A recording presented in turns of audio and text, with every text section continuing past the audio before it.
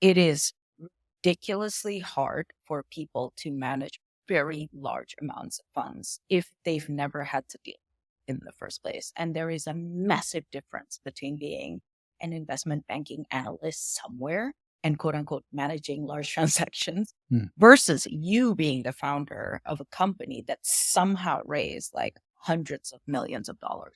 Welcome to Brave. Learn from Southeast Asia's best tech leaders. Build the future, learn from our past, and stay human in between. No BS on success. I'm Jeremy Au, venture capitalist, serial founder, Harvard MBA, science fiction nerd, and dad of 2 daughters. Every week, we debate startup news, interview changemakers, answer listener questions, and share personal insights. Join our movement of over 40,000 members and get transcripts, resources, and community at www.bravesea.com. Stay well and stay brave. Hey Gita, how are you? Hey, I'm good. How are you? Happy New Year and happy Lunar New Year and all the years to be. And a big new year happened because we jumped straight into the eFishery debacle. It's been a big issue that everyone's been asking me about, and everybody kept messaging me. It's like, when is Gita going to share a point of view on this? And I was like, Gita's on holiday with me. And then we process our feelings as well. And so I think what we'll do is maybe I'll share like a recap of what we saw. And then maybe Gita, maybe you can share your own point of view. And then also we have some listener questions and feedback to the eFishery topic. And so we can recap that and can address them point by point. Yeah. So what happened was that at the start of the year, eFishery founders were suspended because they were accused of embezzlement. And about 1 to 2 weeks later, Do Street Asia, who had initially broken the story, later on reported, which was corroborated by other leaks / newspaper outlets, that the allegations also cover fraud, right? And most significantly would be that it was a very significant amount of revenue inflation. So there was 2 sets of books, one for internal bookkeeping and the other one for external stakeholders. And the external stakeholders was massively overrated. For example, for the first 9 months of 2024, eFishery reported about $750 million of revenue, but actual revenue was only $157 million. That's about 5x acceleration on top of bonus revenue. Do you call fraudulent revenue? I guess you can't call fraudulent revenue. Get massive bonuses. Yeah. And as a result of that, there were other metrics that were also falsified, supposedly. So, for example, they said they had 400,000 active fish feeders at various fish farms, but only 25,000 of them were actually verified. And then there were like companies where money was being used to rotate the money around to book that fictitious revenue. They booked other expenditures, capital expenditure, really high to make it be a good way to explain why the cash balance was low. And so, for example, in 2024, they claimed a $60 million profit, but actually they had at least $35 million of losses, right? So $50 million swing from profitability, which they were very much celebrated for last year. 2024, they were celebrated for achieving profitability, which was a big surprise to everybody because Agritech is really hard. And so, that's the recap of some of the facts and figures.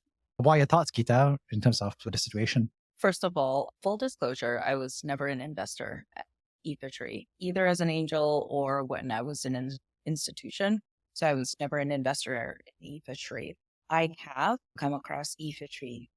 That's natural because they've been around the block for a long time. So I think for me, as someone who has never invested, I'm mainly just very disappointed with how it has impacted the entire ecosystem, because what ended up happening now is not just the fallout of one company. It's basically a fallout of all the near unicorns, all the unicorns, potentially Indonesia as a whole, actually, because people are questioning the governance and the systems. And this fraud seems to be a very systemic one, dating all the way since 20. That's it. And more than that, it also is bringing a lot of discomfort from investors on investing into not just country, but also any type of sector that is supposed to be impacting agriculture and aquaculture, which are some of the largest revenue drivers for the country. And I think that is part that is just very sad.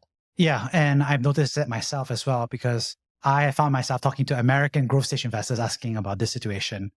And I have to explain that Indonesia is not Singapore. No, because, they're completely different countries. different countries. But obviously, from their perspective, if you look at Southeast Asia as a thesis, and I think it's quite fair, right? There's a lot of Singaporean companies that have Yeah. exposure to Indonesia and Vietnam. Yeah. There's a lot of Indonesian, Vietnamese companies that domicile in Singapore. From their perspective, Yeah. is this not just a big issue for Indonesia Agritech, but like I said, Indonesia and the whole Southeast Asia thesis. So a big problem for sure. Yeah. Yeah. I think what it does highlight, though, for any funds that are trying to invest into Southeast Asia, to continuously see Southeast Asia as a collection of countries with very different background and strengths and weaknesses, by the way. Of course, the largest one is Indonesia in terms of population. But again, it's just so important to not clump it, to not see, oh, if you are operating in, let's say, Malaysia, naturally, you should be able to easily expand into Vietnam, because that is not the case. It gets hyper localized in all of these countries. Actually, if you really want to get down to it, I'm sure it's hyper localized even in the different regions of the country. But what we're having now is this big umbrella effect that is affecting an entire region of almost 700 million. Yeah. Yeah, sorry, which I think actually highlights one sad thing that we probably can learn, which is about governance, right? Governance and legal frameworks, basically. And I think the reason why so many Indonesians were just rolling their eyes when they found out about fisheries, saying they're very disappointed, but they're not surprised, is because Indonesian legal framework, especially for businesses, have been notoriously not that dependable in a lot Mm. of ways. So much of the reform have only been done in the last maybe 10-ish years or 8 years, something like that. So not very long, and it's continuing to develop. But yeah, here we are. Is there a way for these allegations? Obviously, there's a forensic audit they've done. They started to release those findings. But is there like a legal process where there's some kind of clawback, or is it just too difficult to pursue? I think in the end, it depends on how far the investors want to take it. This also makes me question some of the foreign investors in them too, right? Because there are big names there. Again, the question is, how did you evade Temasek due diligence? That's actually an achievement in and of itself in some way, a sad achievement. But no, really, how did you evade this kind of due diligence in the past? And I don't think this is the first time, by the way, that really large international level funds have had bad deals, not just in Indonesia, also just around the region, including in developed markets. How did you pay for this long?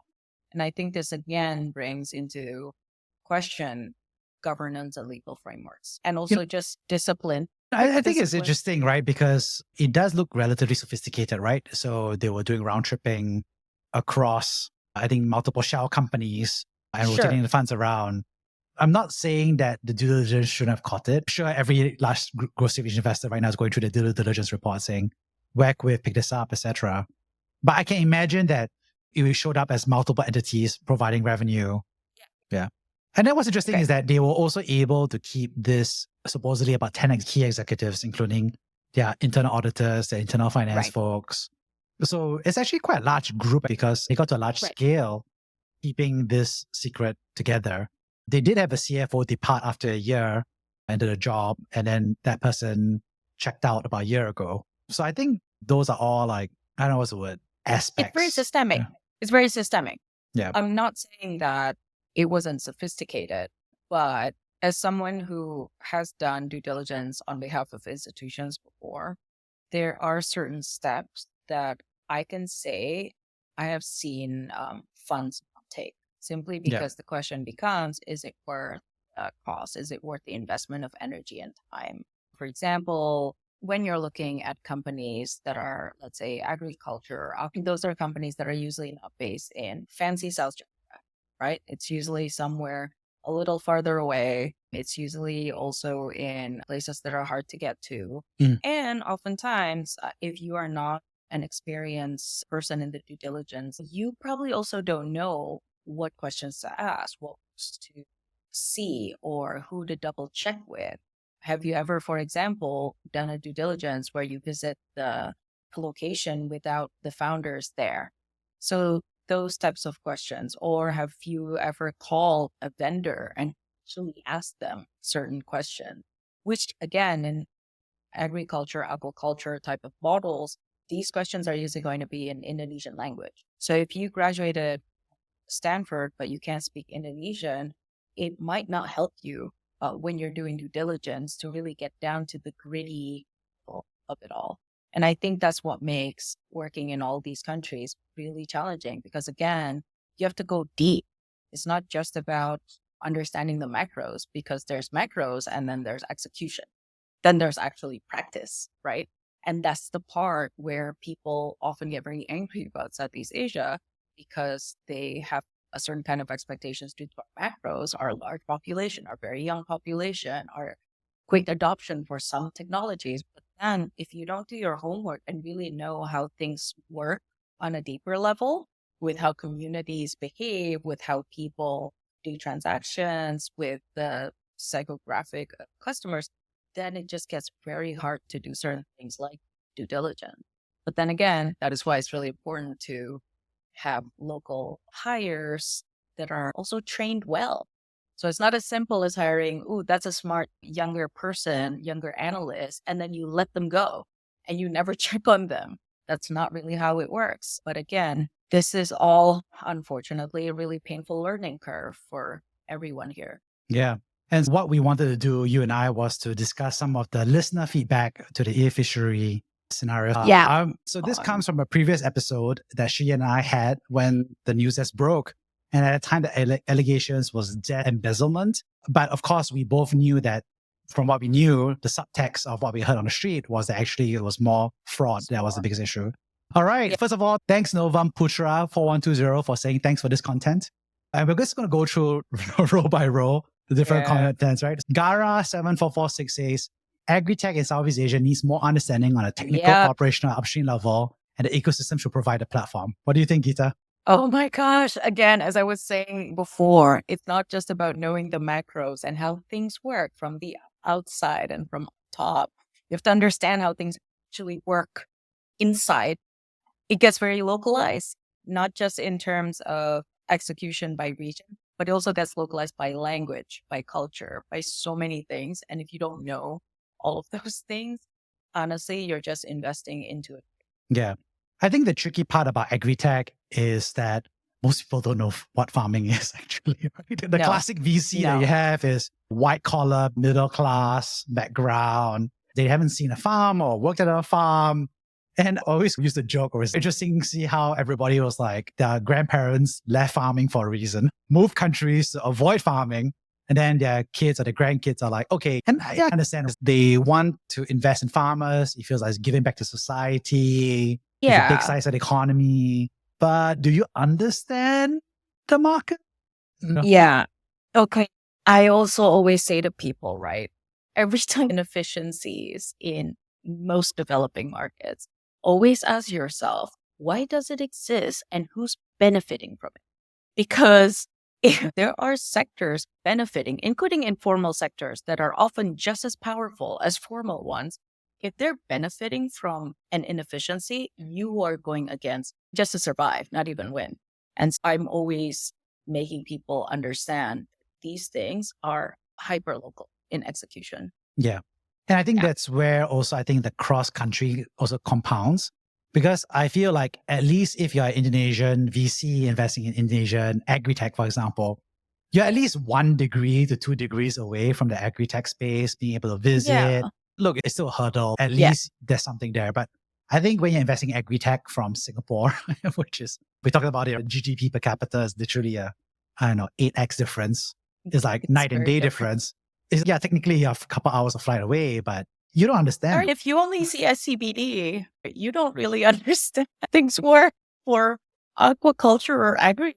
Exactly. And I think this gets further compounded if you are like investing in the developed world, in the US or Europe. And that is very different from the smallholder agritech that we're seeing in Vietnam, Indonesia, and Philippines. Not an easy space to do. I think at least if you're doing SaaS, at least all the financials are there, right?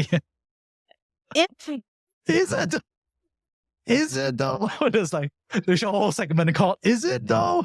At least you're like 1 order of magnitude off, but you're not like airing the order of magnitude or cubing the order of magnitude. By the way, there's a fantastic book on this concept in general is called friction project. And the concept is exactly that, which is always think of how much friction you have between whatever issue you have at hand and the solution you need.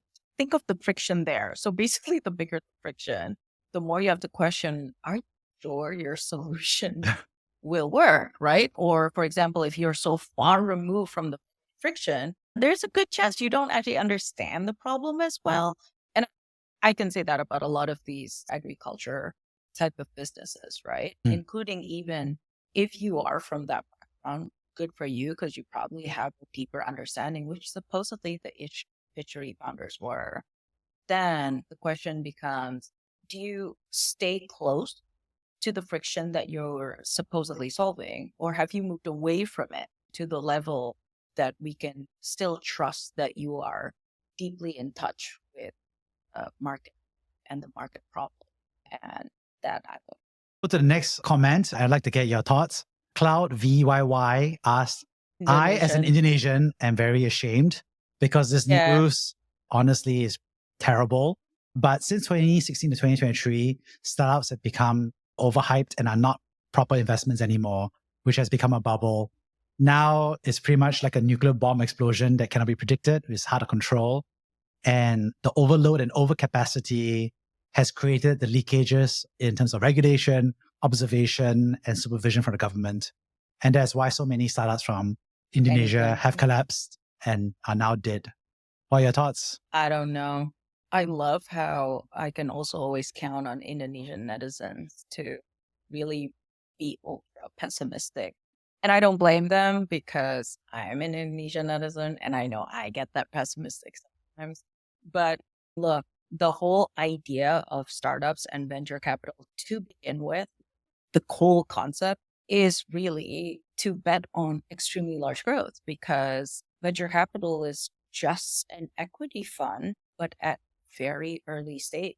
That's their mindset. If you read any venture capital how-to book from Silicon Valley, they all say that, which is how do you bet at an early stage as humanly possible? Because you don't care if 9 out of 10 explode as long as the 1 out of 10 return 100x. It'll make up for everyone else. And that's the game, unfortunately, right? I'm not saying that's how the game should be played all the time. I'm just saying traditionally, venture capital has always been about how do I invest into that one unicorn, one winner out of investment.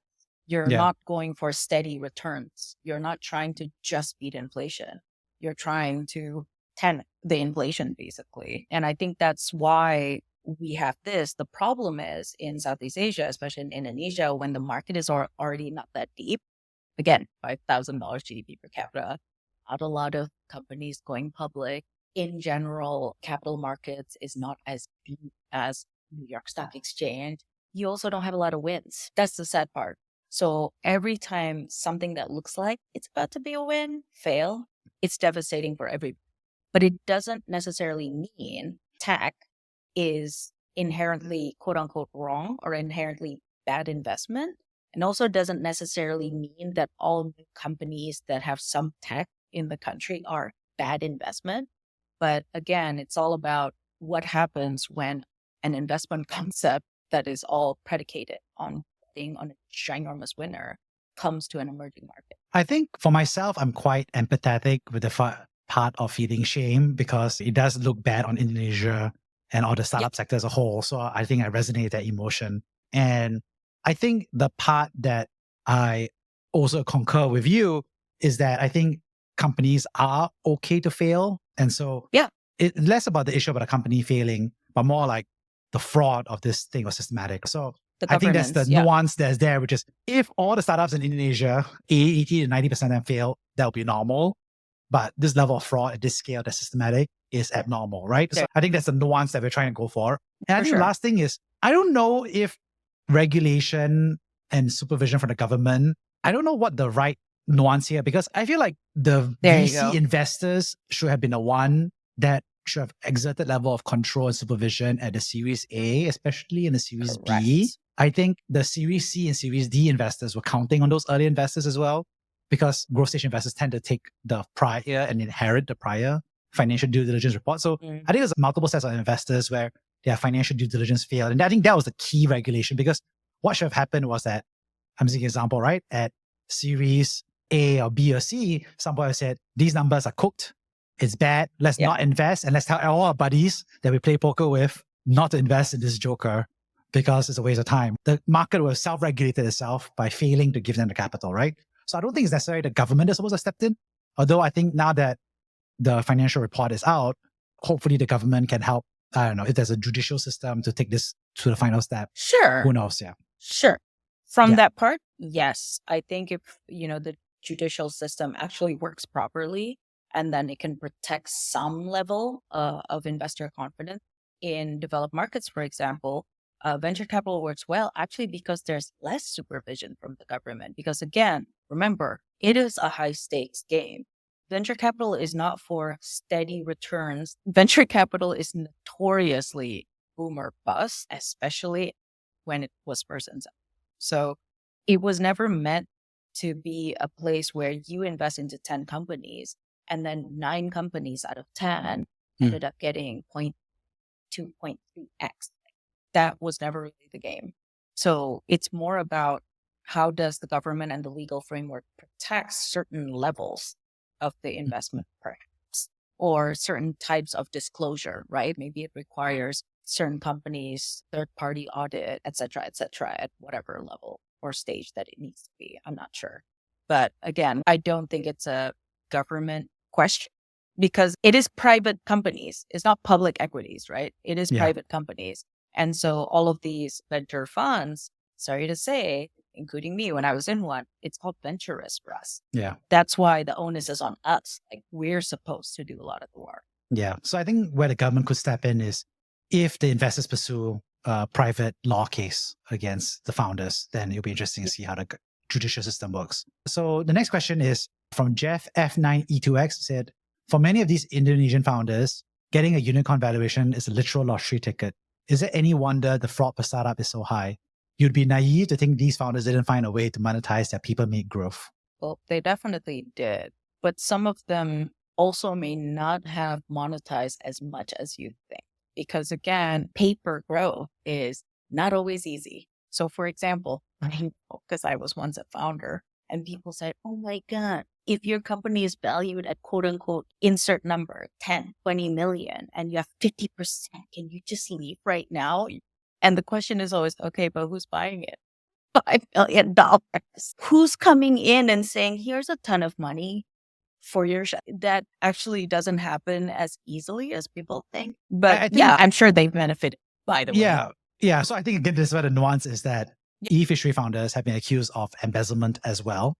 So I think that is the allegation that they did monetize the people-made growth. And what you said is that, but for the broader system of founders are pretty broke because a unicorn valuation is pretty worthless because you don't get paid salary. You can't use the equity or options for housing loans or assets. It's very hard to do secondaries as well. Yes. So I think maybe it's like the nuance here that I'm trying to say here is, yes, for the eFishery founders, there is allegation of embezzlement. Oh, but absolutely. For most founders, the unicorn valuation is a very cash poor wealth, right? Also, how many founders ever get to unicorn value? Like really, I saw 500 decks and I'm sure it wasn't all of the decks in the ecosystem, but let's say like a couple of thousand founders every year. How many of them really ended up with $1 billion valuation? It usually takes about, 5 to 10 years. And then good luck with exiting. Look, I can think of at least 5 founders of a unicorn right now. No one's talking about them, which usually often means maybe they can't raise any or where are they in their process? I don't know. And it's one of those things where you're right. Cashing out is surprisingly hard because as it says, it is paper made growth. Yeah. Like how do you get out? I don't know. Many founders have received it. Yeah. It reminds me of a joke my friend made, which is, has there been more cases of fraud than unicorns in Southeast Asia? I was like, wow, that is the most depressing statement that I've heard. Yeah. Because he was basically saying that at least in India ecosystem, there's a high level of fraud there's ratio a lot of unicorns and exits, right? So the ratio is high on both ends, but at least it's positive.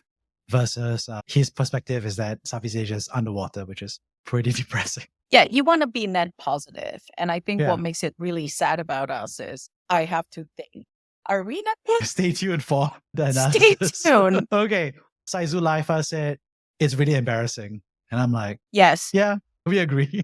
correct. Andy Dotulong, 1478 said, looking at the qualifications of the investors, I suspect the whole potential fraud has been noticed, but they kept it under the rug and waited for an exit way out. Now, Okay. As someone whose family has been in Indonesian politics since 1945, and also who has seen pretty much any level of business growth, never ever overestimate people. Temasek can definitely make these kinds of mistakes. It's not the first time, by the way. This isn't the first time they've done this. There's other ones in the past, like SBF. But again, never overestimate people. Sometimes people will go, oh my God, I'm sure it's a conspiracy. And I'm like, no, you'd be really surprised. How many people can come from very fancy schools and fail at very basic things at the highest level? I agree with you. I don't know any of the direct parties here, but I suspect that nobody was trying to hide it for a long time because it's so chemically horribly inflated. Yeah. That there's this, I just structurally can't see an incentive. If the Series A investors were hiding it from the Series B investors, like that's a horrible thing to do. And nobody will trust them ever again if that's what happened. And then Series B to Series C, it just doesn't really make sense for the incentive structure. No. And can you imagine some investors like, oh, I found out that they inflated revenues by 80+%. Maybe if I keep quiet about this for the next 5 years and go through 3 more rounds of investments before the IPO, and nobody's going to catch them when they go public, what? No, that's not believable, right? Every investor's going to be like, this is not, that's not a thing. Also, Yeah. I don't know why people just don't trust that humans are notoriously good at repeating patterns. This isn't the first time something like this happens, not just in Indonesia, but in the entire world. People notoriously love getting really hyped up about something, putting so much money in it, and then someone embezzles. The most common thing. And it's one of those like things where never underestimate a lot of hype. Ever. That level of passion and excitement investors get, but they find the next big thing. It's super duper real. And then you're rushing in to try to make it happen. Yeah, no, I've seen it a lot, in fact. Yeah. We don't think that people were keeping quiet about it. I think that they got a whistleblower complaint. They started investigating it. So maybe it was kept quiet in the sense that they had to let the internal process go because it is a very big decision to let go of the founders. So next question said, this is a very naive point from Shuya and Jeremy who have never dealt with on-the-ground Indonesia. You need to understand, I live here. Most here in Indonesia don't see it as stealing if it's international investor money. To them, it's only stealing if it involves public money. If Gibran, the founder, was smart, he would have channeled proceeds through local channels. If not, Nusa Kambangan. Who is to blame? The Big Four signed off multiple times, multiple years. What was not shown is how Gibran filtered the case through the banking system through multiple debt instruments. That is a bigger understanding. I don't think anyone without local knowledge would know how to catch. Although I sound like a bule, unfortunately, I'm Indonesian, I live here. Or fortunately, who knows, right? But yeah, people here don't see it as stealing. Actually, the entire ecosystem does see it as stealing. I think Patrick made that extremely clear. But yeah, is it the kind of comment people make? Because honestly, they're just so exhausted with fraud that happens with promising companies, probably. And it's something Indonesians say a lot. We're like, oh, it's not government money. It's not public money. It's technically corruption. Yeah, we say all that stuff. But are we also super aware that we're just pretty damn bad at these things? Yeah, absolutely. I think all of these things also show to us that we have a lot of homework to do when it comes to governance and legal framework. As for who is to blame, yeah, I think you can blame lots of parties that should have caught it. But again, this isn't the first time, not just Indonesia, but Singapore and the United States and literally other countries that have had very similar levels, even higher levels of fraud and embezzlement happen. Yeah. Again, never ever overestimate people's capacity. Never assume they went to all those great schools. They must have. I'm like, that's the problem, because you assume they do, but they don't a lot of times. And they get very excited and very hyped up, very FOMO for an investment. And once all of that starts rolling, yeah, I've seen how quickly eFishery, for example, raised funding in their earlier rounds. I saw that was very quick. Same with a lot of other type of companies that very fast rounds. And again, what was that based on? A lot of hype. Yeah. First of all, thank you for reassuring me that most I live Indonesians here. do see it as stealing. So there's that. But I think it's quite important that we discuss that, which is that, yeah, I think we do see that it is still stealing in terms of the allegations. And yeah, we do see that fraud has happened. For example, Wirecard in Germany. Germany is considered a very advanced, developed, good accounting, and there's fraud there as well, right? So that happened. I think it's fair that Big Four, supposedly PwC and Grant Thornton Yeah. involved this. Obviously, there's very little detail about whether they signed the audit and so forth. But supposedly they were adjacent. So I think we have to take a, what's the word? I think an ambivalent or like neutral view on this situation. Because again, they were sophisticated enough to also make this pass through multiple due diligence checks, right? From Series A, Series B, Series C, Series D. I think it was relatively sophisticated and systematic. So yeah. And also, please, people should understand that people in the investment committee making the decisions are often not the ones going to where these aquaculture sites are and physically asking vendors. So again, there's a separation between the decision maker and what's really going on around. That happens very often. If you have a system that can somehow filter the information better and ensure that the information are accurate at every stage, that's preferable.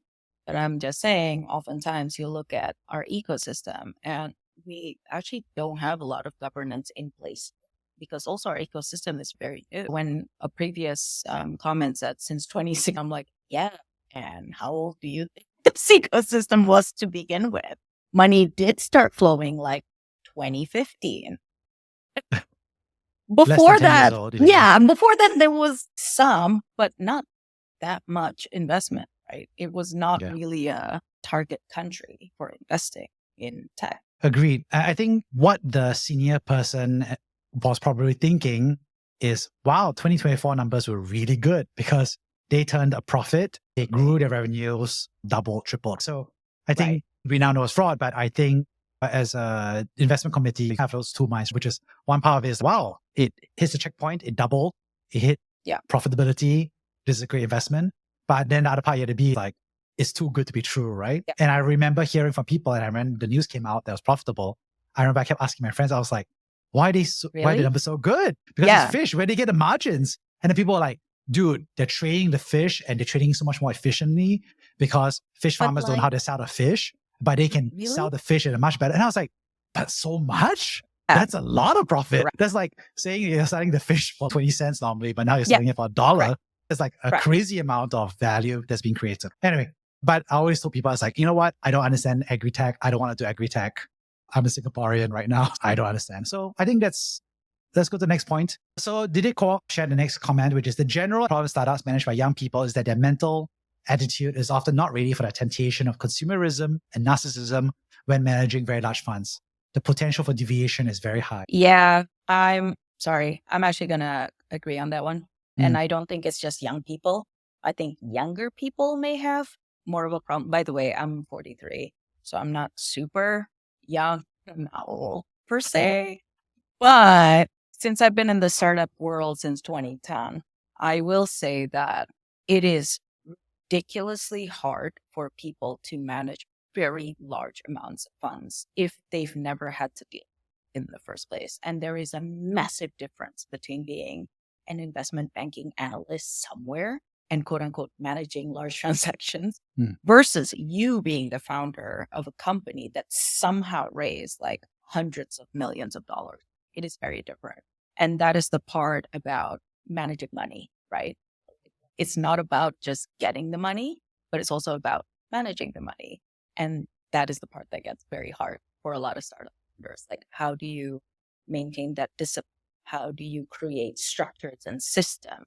Because oftentimes when you're a startup founder, which I was once, you end up doing a lot of firefighting and you're constantly battling issues that you don't realize you need to set up systems. So either one, you end up calling yourself a chief everything officer, which is not good. That is not a thing. You should not do that.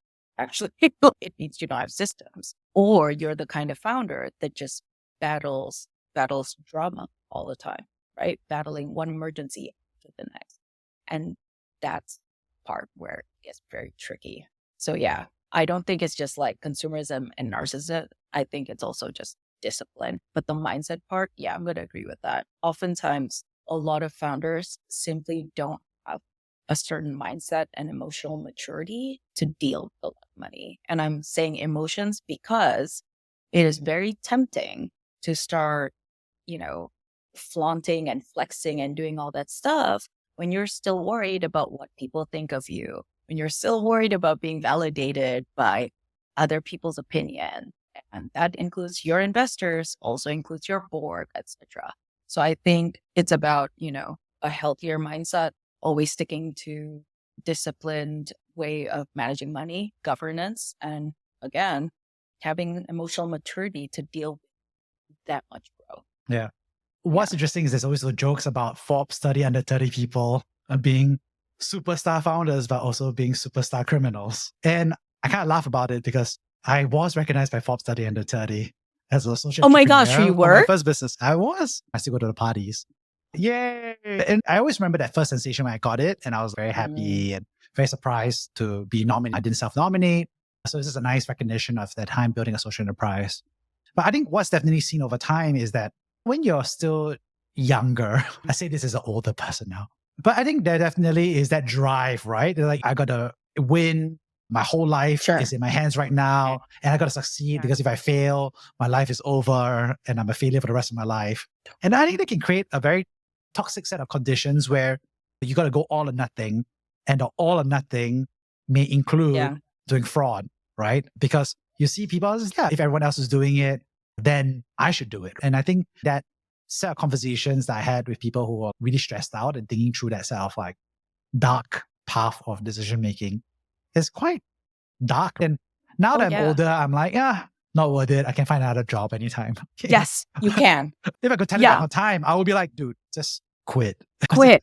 Quit. Oh my God. Oh, I'm the same because the amount of drama people get themselves into because they believe that their company is their value. Like literally they believe their value is equal to the company's value. Right. This is actually very common, which is if this company doesn't survive, that means I don't survive. I fail forever. And what I always tell people is that you'd be really shocked at how quickly people will forget your failures because everybody's pretty selfish. Like we think about ourselves all the time. So trust me, Jeremy's failure or someone else's failure is just not top of mind most of the time, right? Like most of the time, you do anything at all, like down, liquidate, or just quit or pivot or do anything at all. Like I think some people might care. People will talk about it, but it's really shocking how quickly people just move on to the next news cycle. I think the key thing is you have to fail gracefully, and your value is not a company, and a company is a separate entity from you as a person. Yeah. Fail gracefully being the big one, as in what I tend to see is people dig deeper and deeper holes in fear of failing eventually. And then they end up sometimes in a bad situation, including fraud. Yeah. The worst, the least graceful of all failures. The worst. That's not like landing a plane. That's like nosediving yourself straight to the ground there. Next question is, many investors are fleeing Indonesia now. This is from April Lien Tokbar 4653. Yeah, I'm not super wrong. I think it's affecting the entire ecosystem. I would say that maybe it's not fleeing, but more like they're just not investing. It's not that we're leaving, we're just not investing, which is, we can resume investing in 2 years when we think things are better, right? I'm just saying, it's not like they're pulling money out of the system. That's true. So I'm just saying, hopefully that makes her feel better about the situation, which is, I want to say many investors have paused investing in Indonesia for now. Yeah, there we go. And There- hopefully it's 2 years. Yeah. Oof. Yeah. No predictions there. Okay. Cut this BS. This is a hostile takeover by a shareholder wrapped Sure. under an accusation. Valuations and art, and the market forces them to comply with the unrealistic fundamentals. Taking over for what value? Cool. Look, I guess if you're a very large company with a ton of assets, say, and there's hostile takeover, like I understand why people do it. But again, the question is with these private companies where no one really knows the actual value, because again, as people have said before, this is paper value. Sure. Hostile takeover for what exactly? I think that's more the question. Yeah. If I'm being charitable and reading this in the most positive version of it, I would say yes, the shareholders have taken over the management and they are definitely Yes, hostile that to the part. founders. So that is Sure. true because the founders have been suspended and there's currently an audit and investigation going Sure. to them right now. So I think that is fair. It is a hostile takeover by shareholders. The question is it justified? And if it is true that revenues have been inflated by at least by Yeah. 5x, then yeah, I don't think it boils down to valuations and art. I think it's just basically saying the valuation is fraudulent. And these shareholders overpaid by 5 times at minimum since it Yeah. was fraud by 5 times.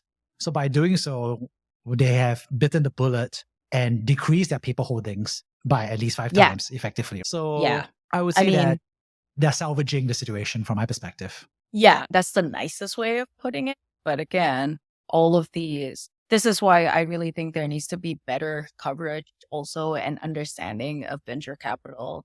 How does startup investment work? What is a valuation? If your company is valued at 20 million, does it mean you have $20 million in the bank? Just that kind of questions people really should understand and learn.